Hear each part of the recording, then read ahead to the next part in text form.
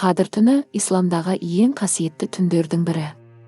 Мұсылман дәстүрі бойынша қасиетті Құран кітабының алғашқы аяттары осы түнде Жәбірейіл періште арқылы Мұхаммед пайғамбарға түсірілген.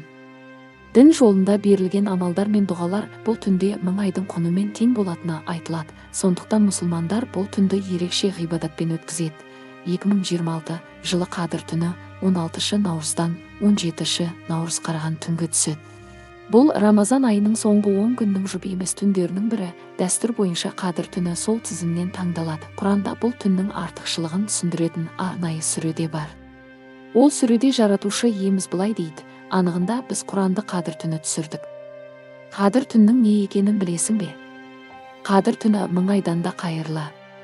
Ол түні періштелер мен рух раббыларының әмірімен жерге түседі. Ол таң ағарып атқанша жалғасады. Мүміндер бұл түнді дайындықсыз өткізбеуі тиіс.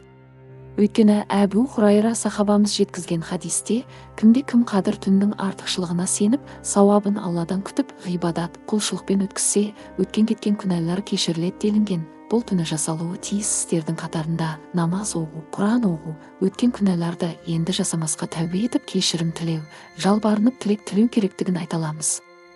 Мойнында намаз қарызы барлар нәпіл намаз оқымай тұрып, әуелі 5 уақытты қаза намаздарын өтеуі артықшылыққа жатады. Бұл түннің берекесі мол. Өйткені жер бетіне сан мыңдаған періштелер түспек. Періштелер тіпті жер бетіне сыймай кетеді. Мүміндерді айнала қоршай Алла тағаланың оларға деген кешірімі мен мейірімін айтып сүйіншілейді. Таң ағарып атқанға дейін осындай жағдайда болған мұсылман үмбетінің жүрегіне тыныштық пен жан рахаты орнайды. Бір хадисте ол түні жер бетіне түскен періштелердің саны ұсақ тастардың санынан да көп делінген. Қадір түннің бірнеше белгісі бар.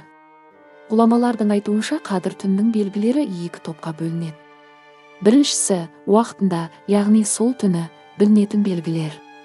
Оған сол түннің ашық, ай сәулесінің жарық болуы, жүректің тыныштығы, уайым қайғыға берілмей тыныштықты сезінуі, мұсылманның көкірегі кең болып, жайдарлықты сезінуі, адамға жағымды самал желдің есуі, суықта, ыстықта емес қолайлы ауа райының болуы жатады.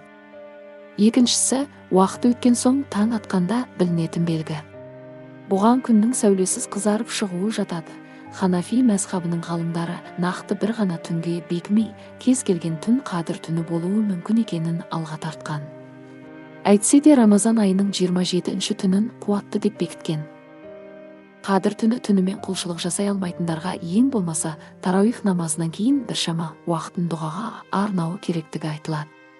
Өйткені бұл түні жасалатын дұғалардың қабыл болатынына деген нық сенім бар. Алла тағала қасиетті Қадір түнінде жасаған дұға тілектерімізді қабыл алсын.